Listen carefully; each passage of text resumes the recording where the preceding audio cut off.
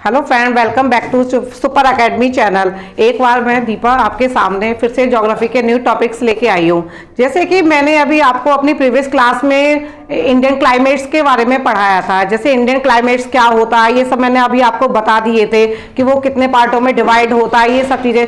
तो आज उस टॉपिक से हम कुछ क्वेश्चंस को करते हैं जो हमारे शॉर्ट क्वेश्चंस होंगे। किस में होंगे? शॉर्ट क्वेश्चंस में होंगे। तो उसके आंसर आपको भी मुझे देना है, ठीक है ना। अपनी लाइव क्लास रहेगी तो आपको मुझे अपने आंसर्स भी देने हैं। तो मैं आपको अपने शॉर्ट क्वेश्चंस को स्टार्ट करती हूँ।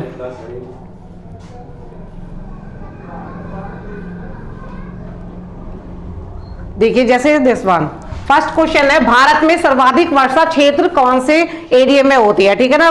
भारत में, इंडिया में सबसे अधिक वर्षा किस क्षेत्र में होती है? जैसे अभी आपको पता है कि किस क्षेत्र में होती है सबसे अधिक वर्षा। आपको जब मैंने अभी आपको बताया था कि जो फर्स्ट मानसून आते हैं हमारे, किसमें फर्स्ट मानसून आते हैं, जो किधर की साइड से आते हैं? अरब सागर की साइड से। मैंने मानसून बताया था कि दो शाखाओं में डिवाइड हो जाते हैं। तो आपके जो मानसून आते हैं अरब सागर वाली शाखा से। किधर से? अरब सागर से। अरब सागर की जो फर्स्ट शाखा चलती है तो आपको सभी को पता है कि वो पश्चिमी तट पे चलती है। किस पे चलती है? वो पश्चिमी तट से होते हुए कहां पे पहुंचती है? हाँ, ये आपका पश्चिमी तट हो गया।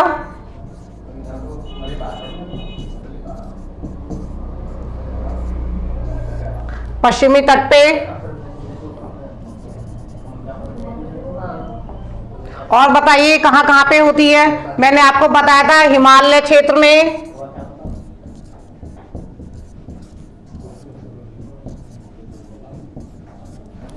ठीक है। पश्चिमी तट पे और हिमालय क्षेत्र में किस दर से होती है? तो ये आपकी होती है अरब सागर की शाखा से। और थर्ड है आपका कहां पे? पूर्व उत्तर भारत में।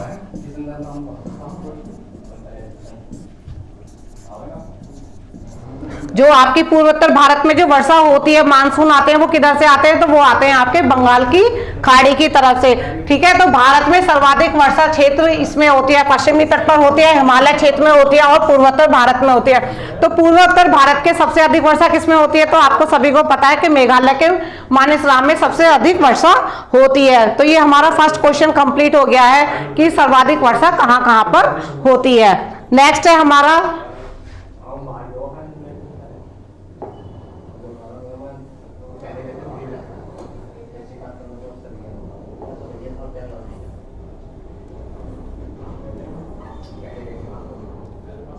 भारत में सर्वाधिक वर्षा प्राप्त क्षेत्र। अभी तो आपको मैंने बताया था कि किस किस क्षेत्र में होती है, लेकिन सर्वाधिक सबसे ज्यादा अधिक वर्षा कहां पर होती है? ये हमारा नेक्स्ट क्वेश्चन है कि सर्वाधिक वर्षा कहां होती है। अभी देखिए, मैंने अभी आपको बताया था कहां पे होती है। जो पूर्वोत्तर भारत में आपका मेघालय में पड़ता है मानेसराम। कौन सा है?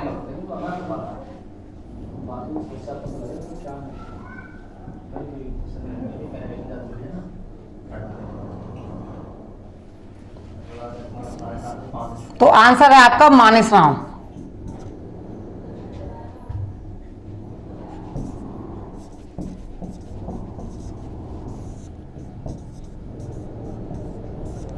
कहां पर होती है? मानेसराम क्षेत्र में होती है, जो कहां पर है? मेघालय में। कहां पर है ये? मेघालय में। मेघालय में किस पर है ये? तो गारो पहाड़ियों की, गारो पहाड़ियां हैं जो, उनके शिखर पर ये स्थित है, इसलिए यहाँ पे सर्वाधिक वर्षा होती है, ठीक है। अब ये भारत में सर्वाधिक वर्षा प्राप्त क्षेत्र भी हो गया आपका, और किस किस एरिया में सबसे अधिक वर्षा होती है ये भी क्वेश्चन हो गया। थर्ड क्वेश्चन पे हम बढ़ते हैं।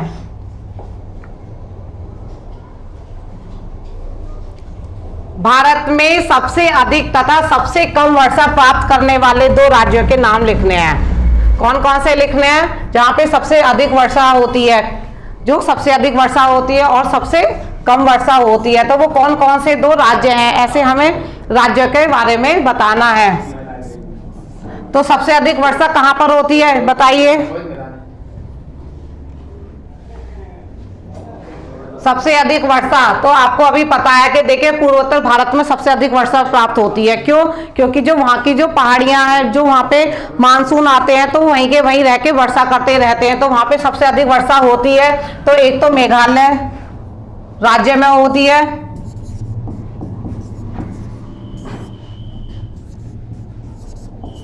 देखिए अभी मैंने आपको बताया था मेघालय राज्य में किस स्थान पे होते, तो मानसराम में सबसे अधिक वर्षा होता है। वह विश्व में सबसे अधिक वर्षा वाले क्षेत्रों में आता है। किस में आता है, तो वो वर्ल्ड में भी काउंट किया जाता है। ठीक है, मेघालय में सबसे अधिक, मेघालय में सबसे अधिक, एंड सबसे कम राजस्थान। सबसे कम वर्षा कहाँ होती है, तो ये होती है आपकी राजस्थान में। तो सबसे अधिक वर्षा भी आपको पता हो गया कि मेघालय में होती है, और सबसे कम वर्षा भी आपको पता चल गया कि ये राजस्थान में होती है। ये सभी नोट डाउन करते हुए चलें साथ के साथ में।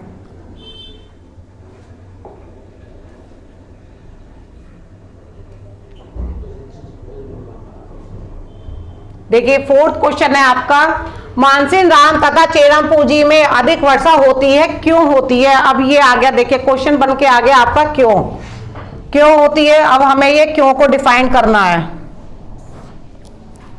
ठीक है, अभी तो हमने पढ़ा था कि यहाँ पे मानसराम ये चेरा पूंजी में, पहले चेरा पूंजी में सबसे अधिक वर्षा होती थी, लेकिन अब कहाँ पे हो रही है, ये मानसराम में ही सबसे अधिक वर्षा हो रही है। ठीक है, पहले यहाँ पे होती थी, लेकिन अब ये मानसराम पॉइंट बन गया है जहाँ पे सर्वाधिक वर्षा हो रही है। लेकिन अब हमें किसको डिफाइन करना है, तो हमें ये करना है क्यों को। क्यों होती है, मैंने आपको अपनी लास्ट क्लास में भी बताया था, जब ये बंगाल की खाड़ी से क्या मानसून आते हैं तो यहाँ पे वर्षा क्यों होती है। अब इधर देखिए मैं आपको ड्रॉ करके बता रही हूँ। जैसे अब यहाँ पे ये पहाड़ियां हैं, गौरव खासी की है, जयंतिया की पहाड़ियां हैं। जब बंगाल की खाड़ी से, इधर से बंगाल की खाड़ी से जब मानसून चलते हैं तो फर्स्ट रेंज हमारी किधर से चलती है, जो फर्स्ट शाखा है हमारी वो किधर की चली जाती है, वो म्यांमार में चली जाती है। ठीक है, म्यांमार से वो परावर्तित होके रिफ्लेक्ट होके किधर की चली जाती है, फिर ये भारत में एंटर कर जाती है। फिर वो कहाँ पे वर्षा करती है, तो वो गंगा के मैदान में, इधर पंजाब वगैरह में बारिश करती है। ठीक है, सेकंड शाखा जो हमारी जाती है वो कहाँ पे आ जाती है, तो वो आपकी आ जाती है ब्रह्मपुत्र घाटी में। जब ब्रह्मपुत्र घाटी में आ जाती है तो वो इन पहाड़ियों से घिर जाती है। इन पहाड़ियों से घिर के क्या करती है, वो वर्षा यहीं पे करती रहती है। कहाँ पे करती रहती है, तो ये पूर्वोत्तर भारत में पहाड़ियां हैं, आपको पता है गारो खासी पहाड़ी है, गारो है, खासी है, जयंतिया है, ये आदि पहाड़ियां हैं यहाँ पे। तो क्या होते हैं, मानसून यहीं पे गिर जाते हैं और एक क्या बना लेते हैं, एक स्ट्रक्चर बना लेते हैं। मैंने आपको अपनी क्लास में भी बताया था कि कीप के आकार की स्ट्रक्चर बना लेते हैं, जिसके कारण यहाँ पे वर्षा होती रहती है। क्या होती रहती है, तो यहाँ पे वर्षा होती रहती है। तो क्यों होती है, कि यहाँ की जो पहाड़ियां हैं,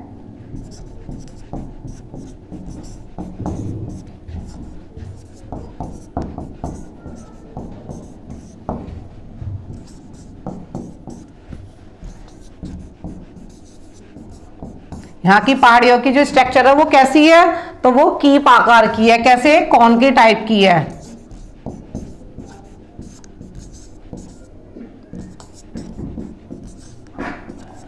पहाड़ियों की जो स्ट्रक्चर है वो किसके आकार की है, तो वो कॉन के आकार के है, इसलिए यहाँ पे सर्वाधिक वर्षा होती है। ठीक है,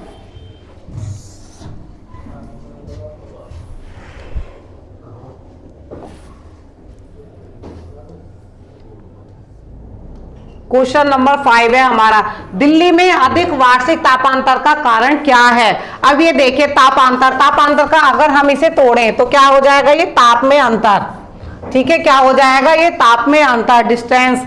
ठीक है, किसमें, टेम्परेचर में। ठीक है, तो ये तापांतर। अब हमें इसको ये बताना, दिल्ली में अधिक वार्षिक तापांतर का कारण क्या है कारण। मैंने अभी आपको, जब मेरी क्लास हुई थी तो मैंने आपको पहले ही बताया था कि मानसून को प्रभावित करने वाले क्या क्या कारक होते हैं, तो उन्हीं में से एक है कि देखिए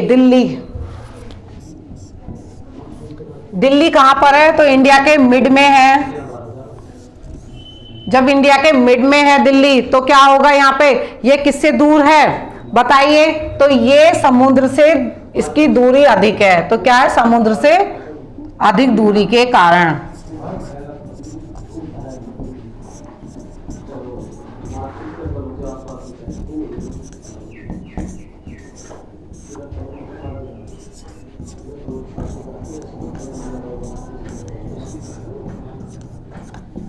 किसके कारण है यहाँ पे ताप में अंतर? तो ये समुद्र से अधिक दूरी के कारण है। ठीक है,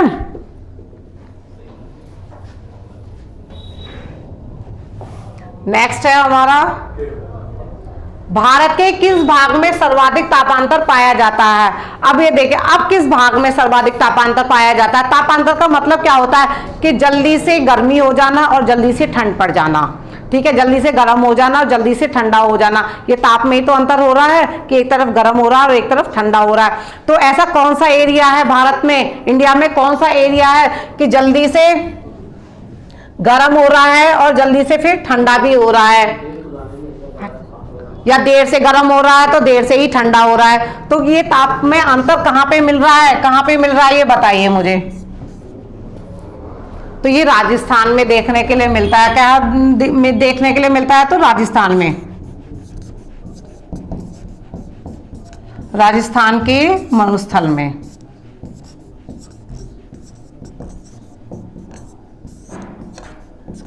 अब क्यों मिलता है? देखिए, जो हमारी सॉइल होती है, जो सैंड होती है, ठीक है, मिट्टी, ये क्या होता है, देर से ही तो गर्म होती है, फिर क्या होता है, देर से ही ठंडी होती है। जो चीज देर से गर्म होगी तो ठंडे होने में भी उसे उतना ही टाइम लगेगा, तो इसलिए इसके ताप में अंतर इतना होता है। ठीक है, जो मिट्टी होती है दिन के टाइम में बहुत गर्म हो जाती है और जो वहाँ की जो सॉइल होती है रात के टाइम में ठंडी हो जाती है। तो वहाँ की जो जलवायु होती है वो कैसी हो जाती है, उसमें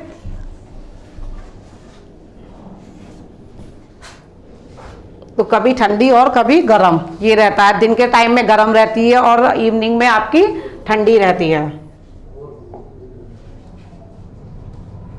नेक्स्ट है आपका 7 क्वेश्चन है,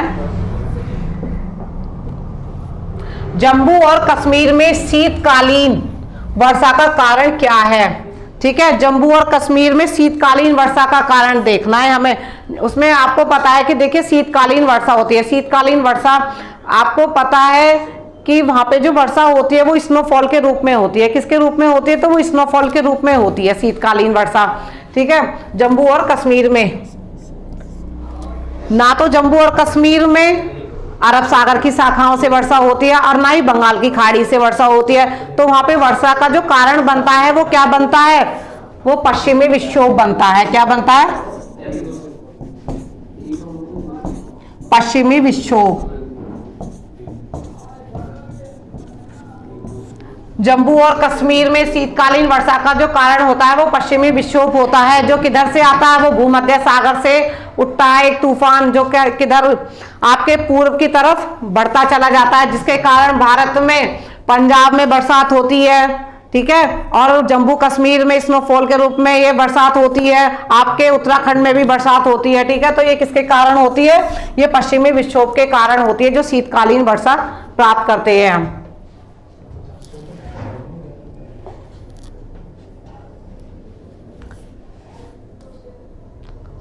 नेक्स्ट क्वेश्चन है हमारा 8, निम्नलिखित में से भारत के किस स्थान पर वर्षा में न्यूनतम वर्षा होती है?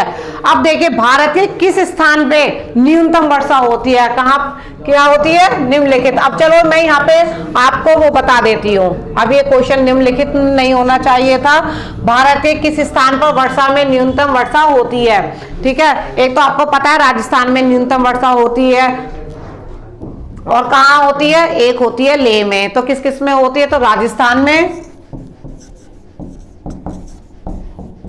राजस्थान और लेह, यहाँ पे न्यूनतम वर्षा होती है। दोनों ही मरुस्थल है, एक गर्म मरुस्थल है और एक ठंडा मरुस्थल है। लेह को भी हम ठंडा मरुस्थल कहते हैं। ठीक है, तो कहाँ कहाँ पर होती है?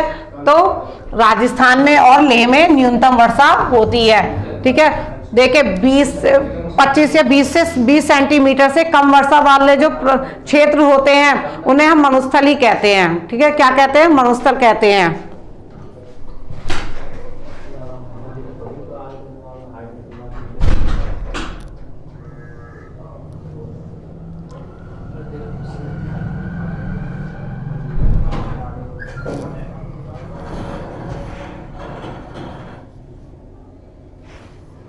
यदि भारत में कर्क रेखा के स्थान पर विषुवत रेखा होती तो यहाँ की जलवायु पर क्या प्रभाव पड़ता? क्या प्रभाव पड़ता, अब ये बताइए भाई।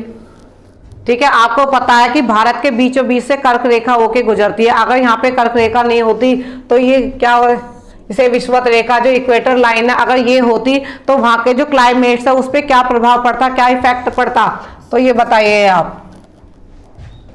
तो क्या रहता कि टेम्परेचर अधिक रहता। क्यों?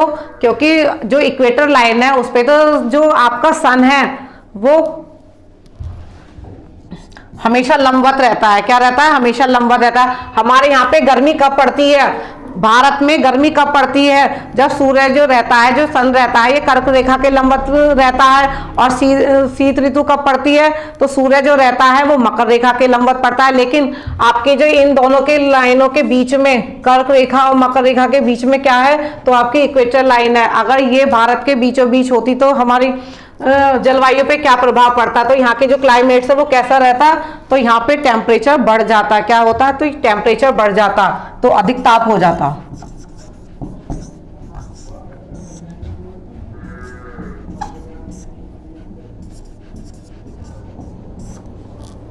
क्या रहता, अधिक ताप रहता। और आपको मैंने बताया था कि ताप अगर बढ़ता है तो दाब कम होता है, ठीक है ना। तो दाब कम रहता है तो क्या होता है कि जो पवनें होती हैं, पवनें कहाँ पे होती हैं फिर, ठीक है, हाई प्रेशर कहाँ बनता है, तो हाई प्रेशर आपका कर्क रेखा और मकर रेखा की तरफ बढ़ता। अगर ये इक्वेटर लाइन बीच में होती तो क्या रहता, जब ताप बढ़ रहा है और प्रेशर कम हो रहा है, लेकिन जो पवनें होती हैं, जो आपकी विंड होती है, वो किधर की साइड में ट्रेवल करती है, तो वो high pressure to low pressure की तरफ के लिए ट्रेवल करती हैं। तो दोनों तरफ यहाँ पे भी ये दाब बढ़ जाता, आपका प्रेशर बढ़ जाता, और यहाँ पे भी मकर रेखा पे भी प्रेशर बढ़ जाता। तो पवनें किधर की साइड में उठती, आपकी ये इक्वेटर लाइन की तरफ के लिए उठती। तो फिर क्या रहता, यहाँ पे बरसात अधिक पड़ती। क्या बनती, वर्षा अधिक होती, वर्षा अधिक होती। ठीक है। यदि भारत में कर्क रेखा के स्थान पर अगर विषुवत रेखा होती तो क्या होता, वहां की जलवायु पे क्या इफेक्ट पड़ता, तो वहां का ताप अधिक रहता, जो टेम्परेचर है वो बढ़ जाता और वर्षा भी अधिक रहती।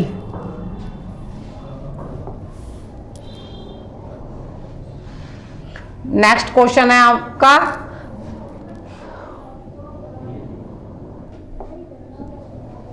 भारत की जलवायु की सबसे महत्वपूर्ण विशेषता कौन सी है, बताइए। भारत की जो जलवायु है उसकी सबसे अधिक महत्वपूर्ण विशेषता क्या है। देखिए मैंने आपको बताया था ना कि जलवायु को प्रभावित करने वाले क्या क्या कारण हैं, तो उसमें मैंने एक महत्वपूर्ण लाइन भी बताई थी जो इंपॉर्टेंट थी। क्या, पवनों की दिशा। क्या महत्वपूर्ण विशेषता है, पवनों की दिशा, पवनों की दिशा। अब ये देखिए आपकी ये पवनें किधर, जब मानसून लेके आते हैं, क्या जलवायु रहती है, जब मानसून लेके आते हैं ये पवनें, तो किधर से लेके आते हैं, तो आपके हिंद महासागर से होते हुए आती है, जो कहाँ पर, इधर जाके ये दो भागों में डिवाइड हो जाते हैं। एक तो अरब सागर की तरफ डिवाइड हो जाती है और एक ये बंगाल की खाड़ी की तरफ डिवाइड हो जाती हैं। तो ये पवनों की ही तो दिशा रहती है कि किधर की साइड से मानसून आ रहे हैं। तो भारत की जलवायु की सबसे महत्वपूर्ण विशेषता क्या है, तो पवनों की दिशा, जो भारत ये आपकी हवाओं की दिशा रहती है।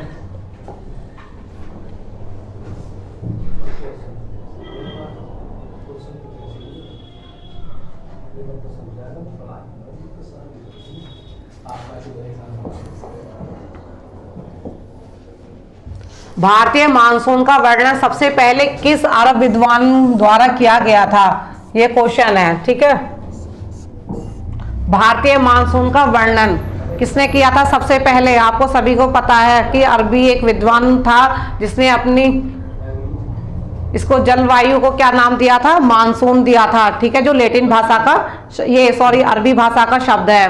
मानसून किसका शब्द है ये, तो ये अरबी भाषा का शब्द है। ये किसने दिया था, अल मसूदी ने। किसने दिया था, अल मसूदी ने।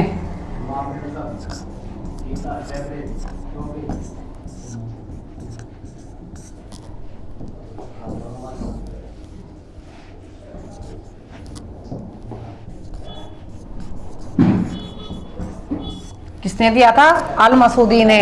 अरब विद्वान ही कौन था, वो अरब का विद्वान कौन था जिसने ये मानसून, ये आपका क्या कहते हैं, भारतीय मानसून का वर्णन सबसे पहले किया था। किसने किया था, तो ये अल मसूदी ने किया था। ये क्वेश्चन कई बार पूछा जाता है।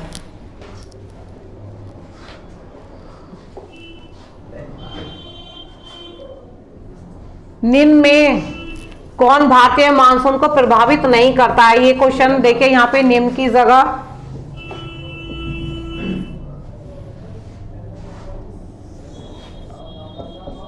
भारतीय मानसून को कौन प्रभावित नहीं करता है? आपको पता है कि पवनों की दिशाएं भी भारतीय मानसून को प्रभावित करती है। ठीक है, सूर्य किस दिशा में सूर्य किधर चमक रहा है? कर्क रेखा पे है, मकर रेखा पे है, इससे भी प्रभाव पड़ता है। समुद्र की दूरी से भी प्रभाव पड़ता है, ये सब चीजों से प्रभाव पड़ता है। लेकिन गल्फ स्ट्रीम जो रहती है ये हवाएं,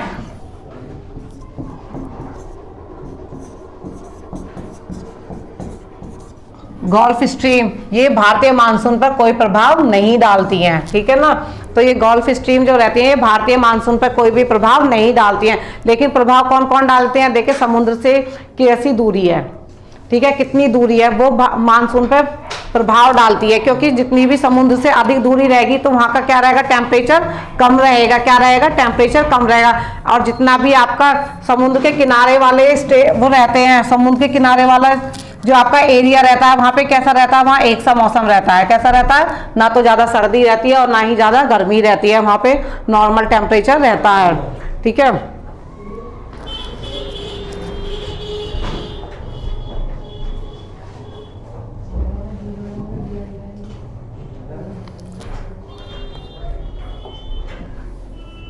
किस राज्य में दक्षिण पश्चिमी मानसून से वर्षा नहीं होती है? देखिए, बताइए आप। दक्षिण पश्चिमी मानसून आपको पता है कि दो भागों में डिवाइड हो जाते हैं। तो ये एक इधर हो जाता है आपका अरब सागर की तरफ और इधर आ जाता है बंगाल की खाड़ी के मानसून हो जाते हैं। मैंने बताया था ना कि मानसून जब आते हैं तो वो 2 पार्ट्सों में डिवाइड हो जाते हैं, अरब सागर की तरफ और बंगाल की खाड़ी की तरफ। लेकिन दक्षिणी पश्चिमी मानसून जो होते हैं, अब देखिए आपको पहले ही पता चल रहा है कि पश्चिमी तरफ से पूछ रहे हैं, तो किधर से? अरब सागर की तरफ से,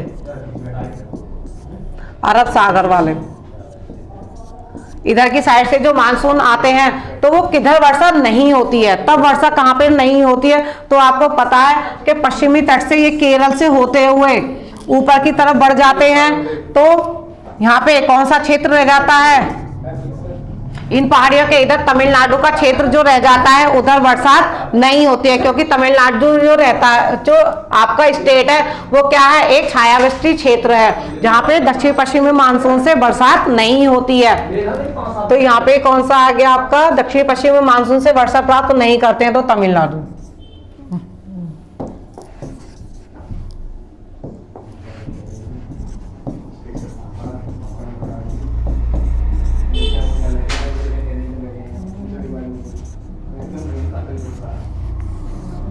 तमिलनाडु जो राज्य है वो दक्षिण पश्चिमी मानसून से बरसात प्राप्त नहीं करते हैं। क्यों नहीं करते हैं? क्योंकि यह एक छायावृष्टि क्षेत्र है। क्या है ये? छायावृष्टि क्षेत्र है।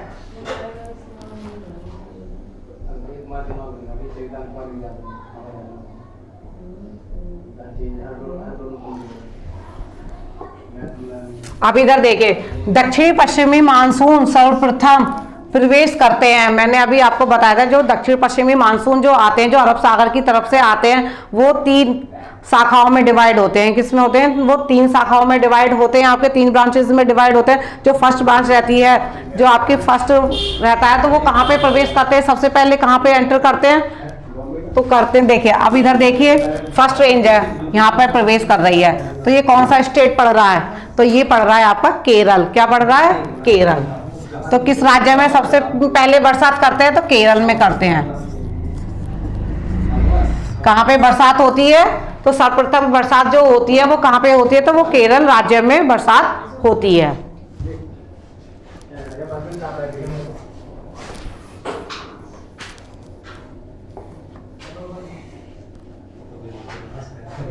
नेक्स्ट क्वेश्चन है आपका,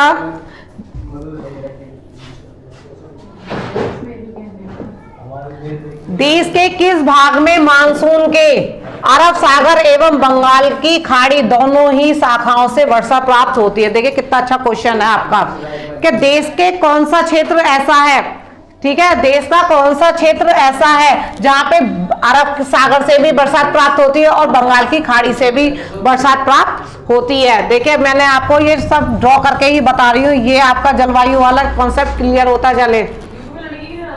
ये इधर अरब सागर की होगी, जो थर्ड रेंज रहती है वो आपके यहाँ गुजरात से होते हुए बढ़ती है आगे, सौराष्ट्र क्षेत्र से आगे बढ़ती हुई चलती है। तो ये कहाँ पे जाती है, ये पंजाब में बरसात करती है। पंजाब से होते ही इधर की साइड में मुड़ जाती है, जो आपका गंगा मैदान रहता है, ठीक है। फिर सेकंड है ये आपकी, जो ये बंगाल की खाड़ी की तरफ से जाती है। किधर से जाती है, बंगाल की खाड़ी की तरफ से। जो फर्स्ट रेंज होती है आपकी किधर से, जो म्यांमार से होती हुई, जो म्यांमार से टकरा के यहाँ पे किसकी, अराकन की जो पहाड़ियां उनको पार नहीं कर पाते ये मानसून, तो यहाँ से लौट के ये कहाँ पे चले जाते हैं, ये इधर की साइड से बरसात करते हुए निकल जाते हैं। तो ये भी पंजाब में जाके बरसात कर रहे हैं। पंजाब में दोनों साइडों से बरसात होती है, बंगाल की खाड़ी से भी होती है और आपके अरब सागर की शाखाओं से भी बरसात होती है। तो कहाँ पे हो रही है, पंजाब।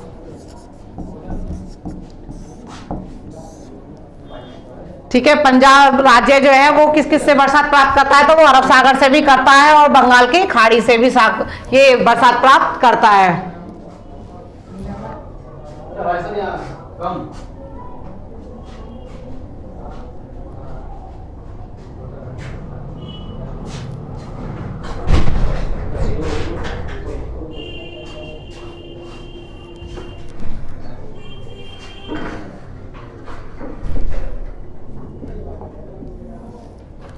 असम, पश्चिम बंगाल, उड़ीसा राज्य में मानसून पूर्व आने वाली तड़ित झंझाएं निम्न में से किस नाम से जानी जाती हैं। तड़ित झंझाएं ये रहती हैं जो आपकी, ये कौन सी बरसात होती है जिसमें ये बिजली चमकती है, ठीक है ना, जो तेज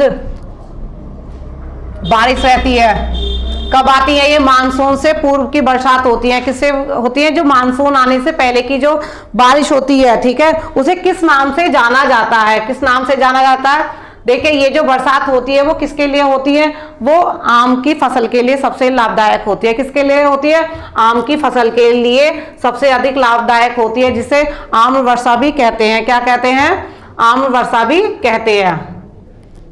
तो इसे किस नाम से जाना जाता है,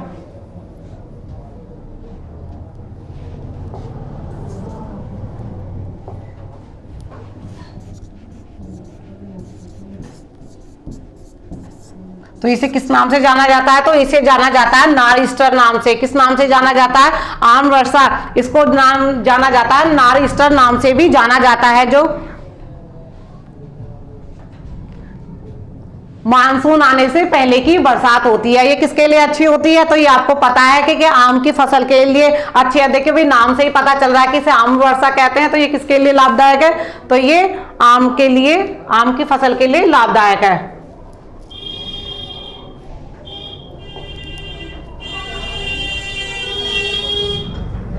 नेक्स्ट क्वेश्चन आपका 17,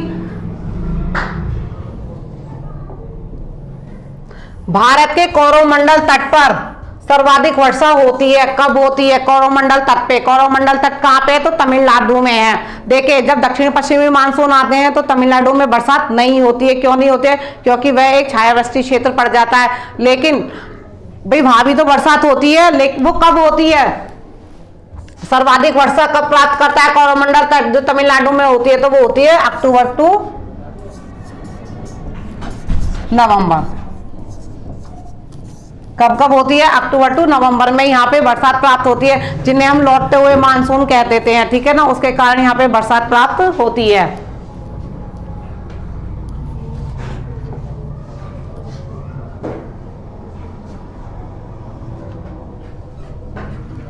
मानसून वर्षा की विशेषता नहीं है, क्या नहीं है, मानसून वर्षा की विशेषताएं।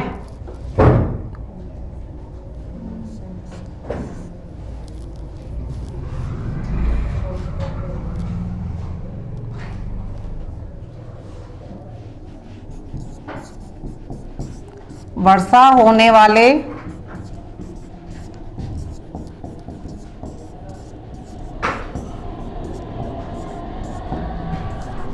दिनों की निरंतरता।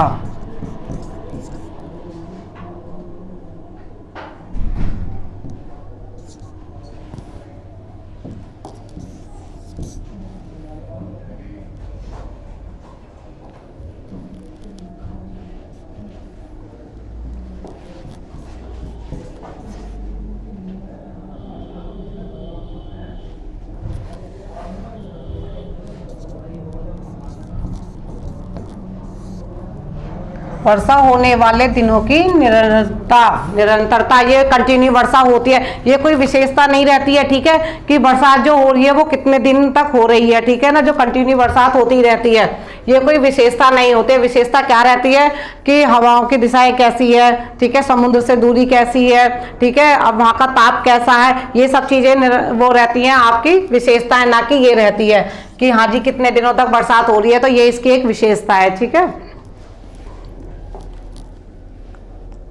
कंटिन्यू वर्षा वैसे किस क्षेत्र में होती है, तो आपको पता होना चाहिए कि उत्तर पूर्व भारत में कंटिन्यू बरसात होती रहती है।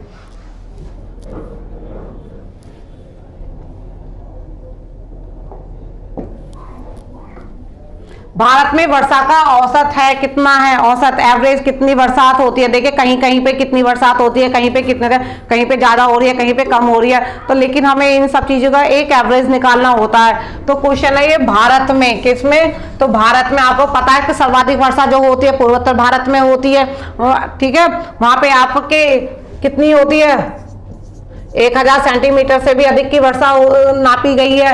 और जस्ट उसके अपोजिट ये आपका किस में हो गया, ईस्ट में हो गया, जस्ट इसके अपोजिट आपका वेस्ट में राजस्थान में, तो राजस्थान में 20 सेंटीमीटर से भी कम बरसात होती है। तो ये एवरेज तो नहीं होगा, तो एवरेज हमें कैसे निकालना है कि सभी को एक औसत वर्षा निकालनी है। तो कितनी होती है भारत में, भारत में वर्षा का औसत है कितना 118 सेंटीमीटर, कितना है भारत में वर्षा का औसत 118 सेंटीमीटर, जो वहां पे वर्षा काउंट करी गई है, ठीक है ना।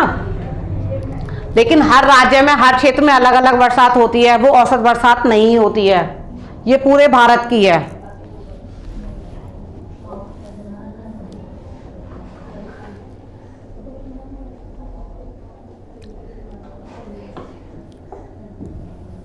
भारत के किस क्षेत्र में 200 मिलीमीटर वर्षा होती है, किसमें होती है, भारत के किस क्षेत्र में 200 मिलीमीटर तक वर्षा होती है। आपको पता है 200 मिलीमीटर का मतलब है कि कम ही बरसात हो रही है, ठीक है ना, ज्यादा तो बरसात नहीं हो रही है। तो कितनी बरसात हो रही है, कम वर्षा हो रही है। तो किस क्षेत्र में हो रही है, तो जम्मू एंड कश्मीर में। कहाँ पे हो रही है, जम्मू एंड कश्मीर में 200 मिलीमीटर वर्षा होती है, ठीक है, ये नोट कर लीजिएगा आप।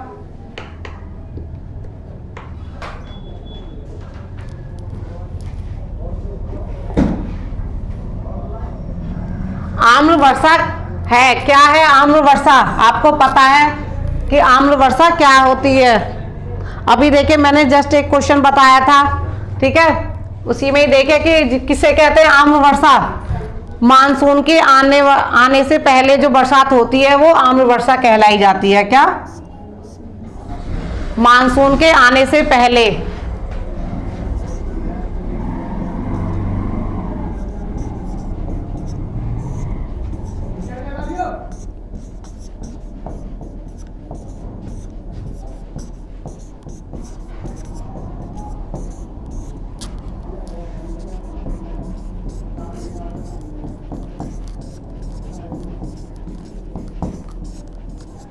मानसून के आने से पहले जो वर्षा होती है उसे आम्ल वर्षा कहते हैं। ये कब आती है, हाँ, और ये किस साइड में आती है, तो ये अप्रैल महीने में आती है, ठीक है।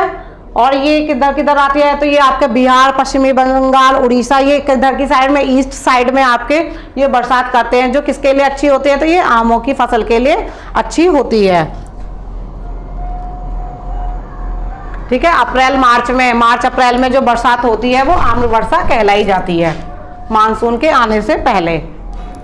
कब, ये टाइम भी लिख लीजिएगा कि ये कब आती है, तो ये मार्च अप्रैल, ठीक है। ये मार्च और अप्रैल के मंथ में जो बरसात आती है जिसे प्री मानसून ये बरसात कहते हैं, ठीक है ना, तो ये आम्ल वर्षा कहलाई जाती है।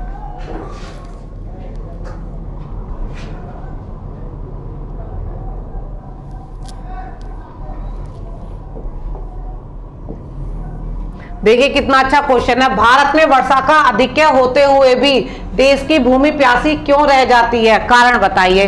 क्यों रह जाती है भाई देश की भूमि प्यासी? तब भी ये कहते हैं कि बरसात, अभी आप, मैंने जस्ट इससे पहले प्रीवियस क्वेश्चन में पढ़ाया था कि भारत की औसतन जो एवरेज बरसात होती है वो कितनी काउंट करेगी है, तो 118 सेंटीमीटर काउंट करेगी है, तब भी भारत की भूमि प्यासी रह जाती है। तो वो क्यों रह जाती है, ये आपको कारण बताना है क्यों रह जाती है।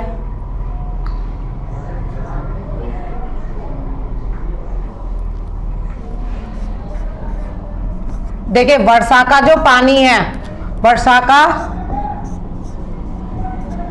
पानी, वर्षा का पानी का बह जाना,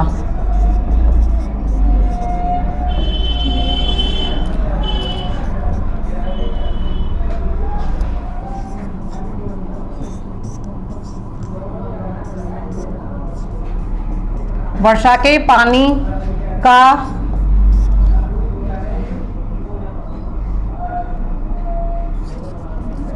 जल्दी भाप बन जाना,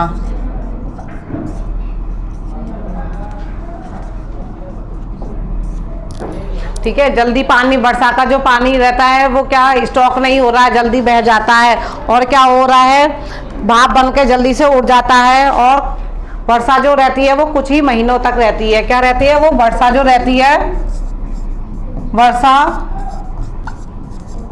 कुछ ही महीनों तक रहना, ये सभी इफेक्ट जो रहते हैं, ठीक है ना, ये क्या है, ये भारत में वर्षा का अधिक होते हुए भी क्या है भाई, भारत बरसात तो काफी हो रही है, ये नहीं कह रहे कि बरसात नहीं हो रही है भारत में। भारत में वर्षा तो हो रही है, लेकिन उसका जो पानी है वो स्टॉक नहीं हो रहा है, ठीक है। वहाँ की जो भूमि है उसको अंडर वाटर नहीं हो रहा है, ठीक है। बरसात के पानी का क्या हो रहा है, वो निकल जा रहा है, बह जा रहा है। वर्षा का पानी रहता है उसका जल्दी भी, देखो गर्मी रहती है, ताप बढ़ा हुआ रहता है, तो क्या रहता है, जब ताप बढ़ा रहेगा तो वाटर गर्म होकर स्टीम बन के ऊपर उड़ जाएगा। क्या हो जाएगा? स्टीम बन के वाटर का ऊपर उड़ जाना, ठीक है। और कुछ ही महीनों तक बरसात रहती है, ये तो है नहीं कि बरसात जो रहती है वो आपके 12 मंथ तक ही रहती है, सालों साल तक ही रहती है, वो कुछ ही महीने तक रहती है जब तक ये मानसून आते हैं। तो इसी कारण से क्या रहता है कि भूमि जो रहती है वो प्यासी रह जाती है, ठीक है।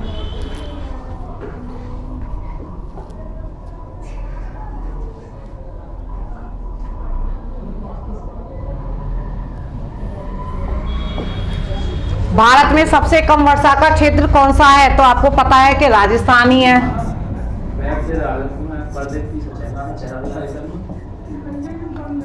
राजस्थान है और लेह है।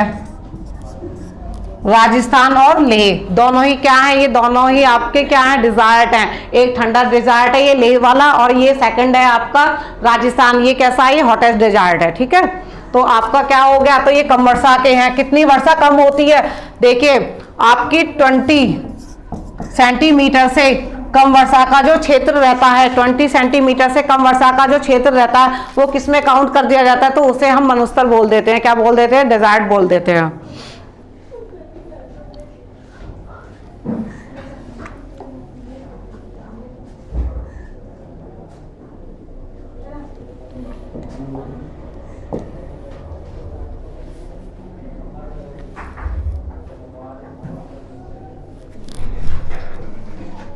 कर्नाटक में ग्रीष्म ऋतु के दौरान तड़ित झंझाओं के कारण होने वाली वर्षा का क्या कारण, क्या कहा जाता है? किसे तड़ित झंझाओं की जो होने के कारण जो वर्षा होती है उसे क्या कहा जाता है, ठीक है। कहाँ पे? कर्नाटक में ग्रीष्म ऋतु के। देखिए कर्नाटक में ये किसकी खेती के लिए अच्छा रहता है? तो चेरी के लिए, कॉफी के लिए, रबर प्लांट्स के लिए ये जो बरसात होती है उसके लिए बहुत ही लाभदायक रहता है। तो इसे हम बोलते हैं चेरी ब्लास्म।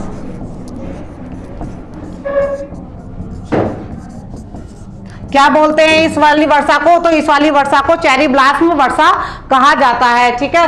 कर्नाटक में ग्रीष्म ऋतु के दौरान ये बरसात होती है, ठीक है। अभी मैंने देखो आम्ल वर्षा बताया था आपको, फिर ये चेरी ब्लास्म ये कर्नाटक में होते हैं। ये किसकी खेती के लिए अच्छा होता है? तो ये चेरी की खेती के लिए अच्छा होता है, कॉफी की खेती के लिए भी अच्छा होता है, ठीक है। ये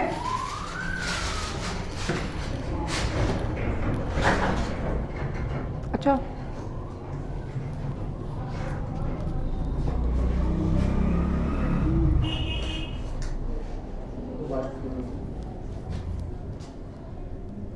ठीक है, आई होप ये सब क्वेश्चन आपको समझ में आए होंगे। ये आपके 24 क्वेश्चंस हैं, आप इन्हें दोबारा अपना देखिएगा। ठीक है, थैंक यू।